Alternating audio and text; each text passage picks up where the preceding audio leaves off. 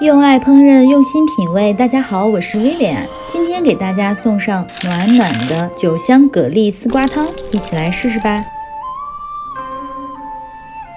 生活中蛤蜊吐沙的方式有很多种，大家推荐一个我认为比较有效又快速的一个方式。用200毫升50度左右的淡盐水将蛤蜊浸泡20分钟，能够快速有效地帮助蛤蜊吐沙。丝瓜中含有丰富的膳食纤维 ，VC、VB 的含量也非常的高，有着健脑、护脑、美容、养颜的功效。生姜5克切成细丝，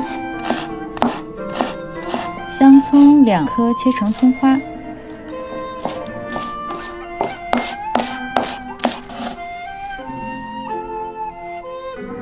在丝瓜中加入少许的姜丝，淋上30毫升的清酒，5克白胡椒，盖上锅盖，用中小火慢慢煮至沸腾。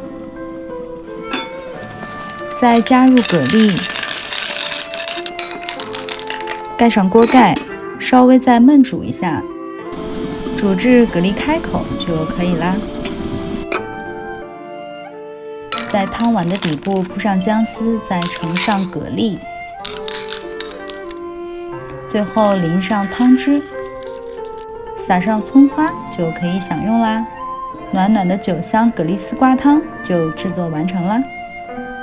蛤蜊中含有丰富的蛋白质、氨基酸，多种对人体有益的微量元素，而且脂肪的含量非常少，有点像深夜食堂里面那道菜。但是蛤蜊属于高嘌呤的食物，因此痛风患者呢就不建议多食用了。和这个蔬菜的甜。用爱烹饪，用心品味，我是薇薇。喜欢我的视频就订阅我吧，以后每周都会送上美味的料理哦。